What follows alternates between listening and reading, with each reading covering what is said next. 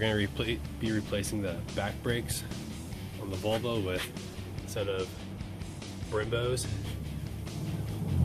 And what we're going to do is we're going to use a 7mm Allen wrench or hex key, depending on who you are, to pull the caliper off.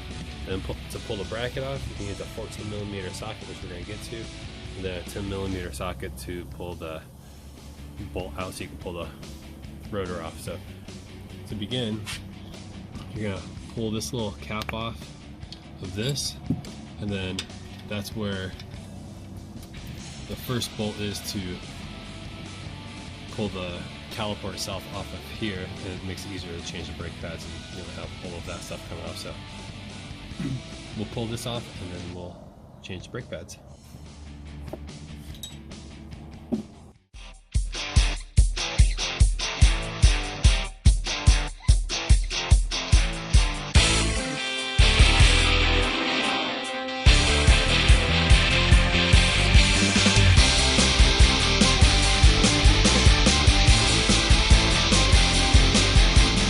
I'm gonna get the last bolt here in the back that I couldn't get really. I could have, but it's gonna take a lot longer, so to pull it off of the, there we go. Off. Oops. Pull that off. Pull that loose. And then it's easier to just do the brakes like this.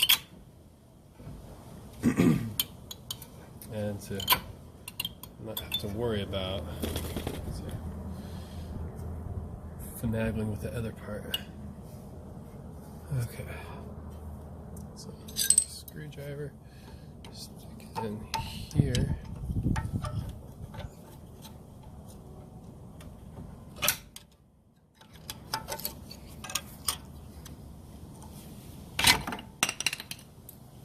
There we go.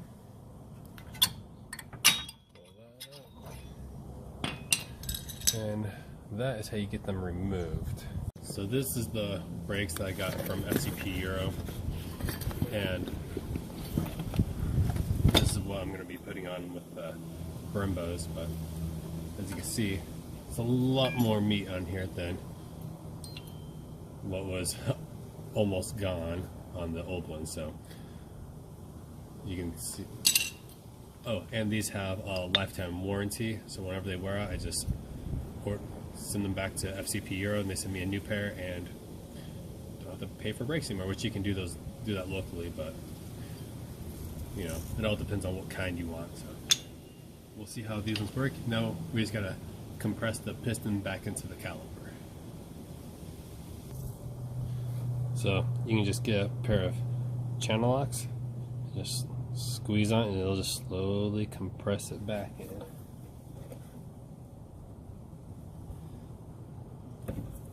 It is better to get something that goes all the way across, but sometimes you don't have that, so you try to work with what you have. Come on. In this case, this is what I got to, oh, there's a valve on the back where the brake line comes in, so you can't put anything straight on the back. So you just do this, don't put too much pressure on it since you're pushing on one side of the cylinder. But there we go, just nice, slow, steady pressure. Goes back in. There we go. Oops. Pop the new pads in. This one just sits in there. It's going to actually be held in place when we put it back in the bracket. Slide the bolts back a little bit, and that is pretty much it. Now we're going to pull the rotor off. So pull this 10mm bolt, and this is a great time to do the parking brake, but I didn't buy one, but I'm gonna need to because there are none. There's the shoe, but there's no pad on it. It's just to hold everything in place. So that'll be on another one. So here's the old ones, and you can see these ones were getting grooved and everything. And I had measured them a while ago, and they were getting down almost to minimum spec anyways, so they need to be replaced. You can see there's a big lip there and one almost right there.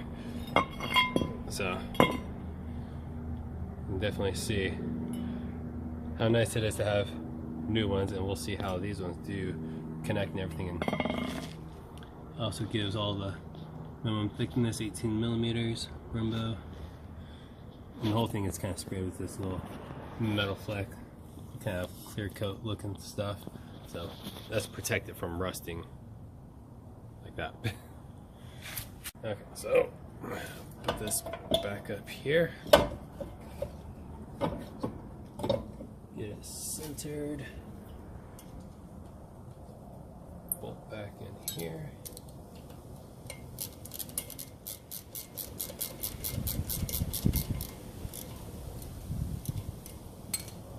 And then put the bracket on the back. So I got this bolted on, and what you can do is drop that in place because this is pretty much what holds it, and then you just slide the caliper right into place, slide the bolts into place in the back, and then all you have to do is push this down. Oops, don't mess it up. There we go, like that. Then you just tighten those Allen bolts on the back, and it is back together. So here's a tip. So on the other side I showed you, you put it on here and then put the caliper on top. If you just kind of get the bolts started to hold the brace on, there we go, then what you can do is, so you get all this on here, and once you get the clips over and just get the bolt started in the back, then you can undo the other bolts that hold the brace on, take it off, tighten the Allens up in the back, because that was very tedious on the other side. I had this bolted in and I went through, which the top one isn't bad, but you can't really get to the bottom one. So if you just do this, because this is the tedious part, getting the spring over here and having the brake pad on there. If you have it, put it on here, it's easier to work around, and you can take it back off. But if you have a 7 millimeter Allen wrench for your ratchet, then it's not as bad. But if you just have the Allen wrench, that's a lot slower. So that's just a little tip that I have discovered. So whenever you get it put in, also make sure that these are pushed back in, but then just makes it a lot easier. You can do this and not have to slowly, tediously try to tighten it while it's installed in the car. And the other thing I didn't mention on the other side is brake cleaner. Make sure you wipe down the disc, which, see, I got some more oil right there. I need to clean that off too. But cleaning that off, and then once you get this installed back on, then you can tighten these down too after you get those two bolts in.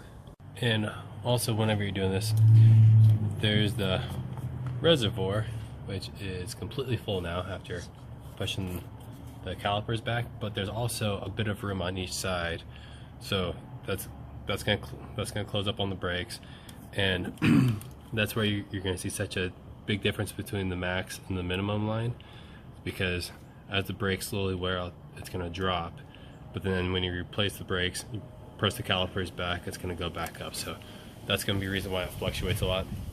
However, whenever I do the front brakes, I'm gonna have to undo this, and some's gonna come out, or you can try to take some out, but that's gonna be the one thing to keep in mind. Remember also is to palm the brake several times.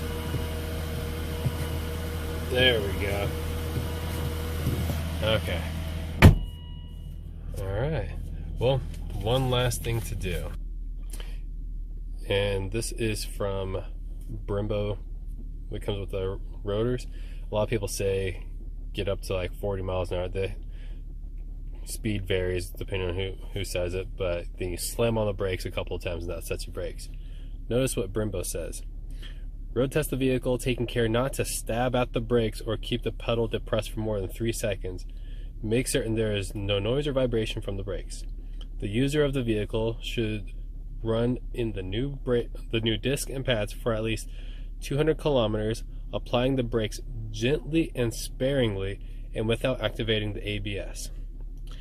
If the new brakes are not properly run in, the brake system could be prevented from operating efficiently and might even add in, make them glaze over right away. So that's from Brembo themselves, so kind of some added knowledge to, well, how not to do it. So, and this comes in every set of the rotors too.